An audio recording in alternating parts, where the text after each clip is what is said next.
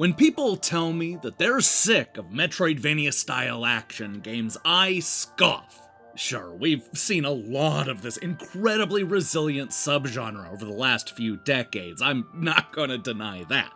But that's because the games tend to be good and surprisingly varied. I mean, in just the last few years, we've seen the genre mixed with some of my favorite old-school games, including everything from Contra, to Ninja Gaiden, to The King of Fighters.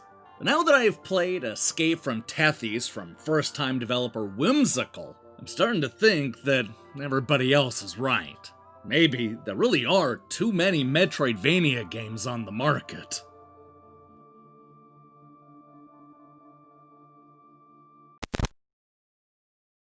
It's the future, and you guessed it, everything sucks. Forget governments, because now everything's controlled by either the Turin Science Corporation or intergalactic robot industries, two massive companies that are locked in what seems like a never-ending war to stay on top.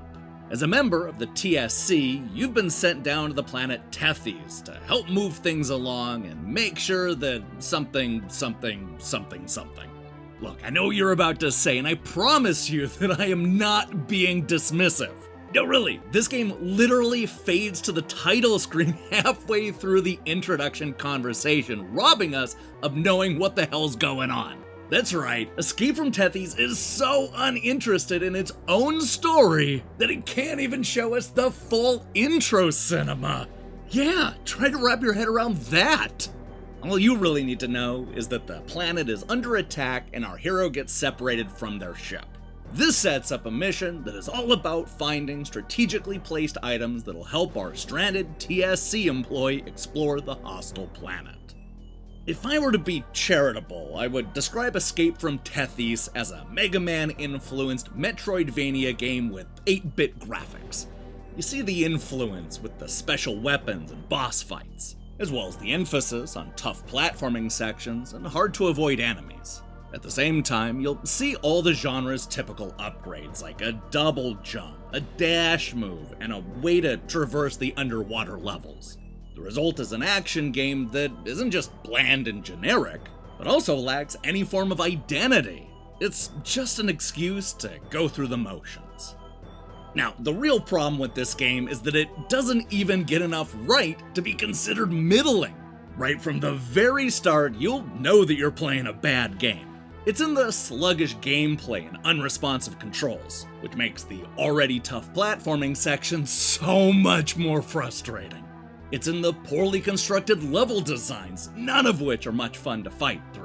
It's in the terribly written story, which only pops up to remind you that the developers have played better games. From beginning to end, there was nothing exciting or noteworthy that I could point to. Escape from Tethys is just a thing that exists, and I couldn't wait to stop playing it. Of the game's many problems, I think the most telling one has to be the bosses. Look, if you're a game inspired by Mega Man, then you gotta bring it with the bosses, because that's why everybody shows up. Not only are the bosses in the game generic to the point of being forgettable, but they aren't even fun to fight. Every single boss in this game can be defeated by standing in one place and spamming the shoot button. I mean, you rarely have to move or do any evading whatsoever, because they're always gonna run out of health before our hero does. And it's not just that they're pushovers, but also that there's nothing about them that stands out. I played this game as recently as a few minutes ago, and I don't think that I could describe more than one or two of the bosses, let alone tell you what any of the names are. Actually, I'm not even sure they have names. They're just so completely unmemorable, just like everything else in this poorly made game.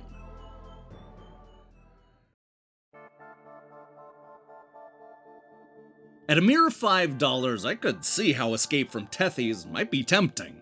It has a throwback look and plays like a cross between Metroid and Mega Man. What could possibly go wrong? Well, as it turns out, the answer is everything.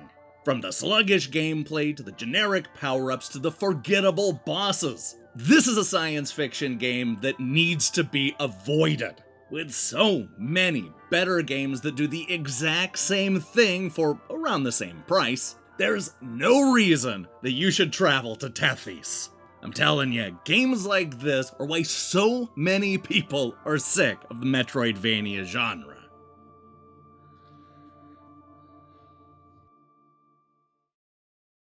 Hey, thanks for watching our review. If you liked what you saw here, then you should know that we post new reviews and features almost every day. Now here's the question I have for you.